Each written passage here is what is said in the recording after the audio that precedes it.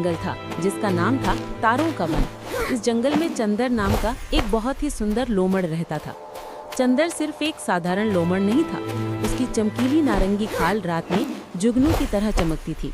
जब वो जंगल में दौड़ता तो लगता जैसे जंगल में तारे चल रहे हों। चंदर को अपनी चमक पर बहुत गर्व था। वो रात का राजा था और हर जानवर उसे देखकर हैरान रह जाता था।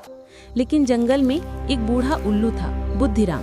बुद्धिराम हमेशा कहता था, चंदर, चमकना अच्छी बात है, पर सिर्फ चमकना ही सब कुछ नहीं होता। एक दिन ये चमक फीकी पड़ेगी। चंदर हंसता और दौड़कर चला जाता। एक रात आसमान में एक बड़ा चमकीला उल्कापिंड गिरा। उल्कापिंड की रोशनी इतनी तेज थी कि जंगल में हर जगह चमक भर गई। जब सुबह हुई तो चंदर सोकर उठा और उसने देखा कि उसकी चमकीली खाल अब पहले जैसी नहीं थी। वो फीकी, भूरी और साधारण हो गई थी। उल्कापिंड की रोशनी ने उसकी सारी चमक छीन ली थी। चंदर घबरा गया। उसने जंगल में छिपने की कोशिश की, क्योंकि अब वो कोई खास लोमड़ नहीं था।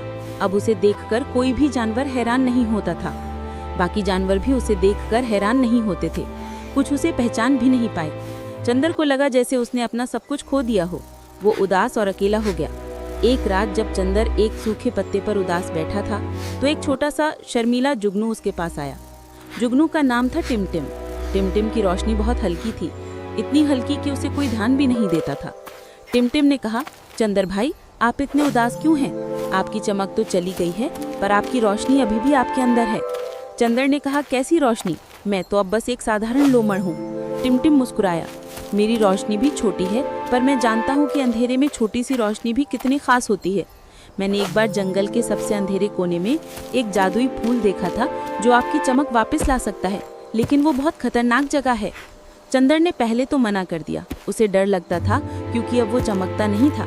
लेकिन टिमटिम ने कहा, चमकने की जरूरत नहीं है भाई, बस हिम्मत की जरूरत है। चंदर और टिमटिम जंगल के सबसे खतरनाक और अंधेरे हिस्से में गए। रास्ता चट्टानों से भरा था और चारों तरफ डरावनी आवाजें आती थी। चंदर, जो पहले अपनी चमक के भरोसे रहता था, अब उसे अपनी तेज सुनने की शक्ति का उपयोग करना पड़ा। उसने अपनी तेज सूंघने की शक्ति का उपयोग करके रास्ता ढूंढा। टिमटिम की छोटी सी रोशनी ने उन्हें हर मोड़ पर रास्ता दिखाया। एक जगह पर उन्हें एक बड़ी खाई मिली। चंदर, जो अपनी फुर्ती भूल चुका था, अब टिमटिम की छोटी सी रोशनी की मदद से बहुत ध्यान से उस खाई को पार किया।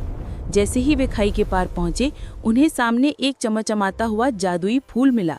फूल की रोशनी इतनी तेज थी कि चंदर की आंखें चौंधिया गई।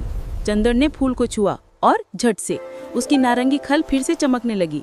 वो पहले से भी ज्यादा चमकदार था। चंदर ने टिमटिम की ओर देखा। तुम्हारा धन्यवाद छोटे दोस्त, तुमने मुझे मेरी चमक वापस दिलाई। टिमटिम मुस्कुराया, नहीं चंदर भाई, मैंने तो बस आपको रास्ता दिखाया।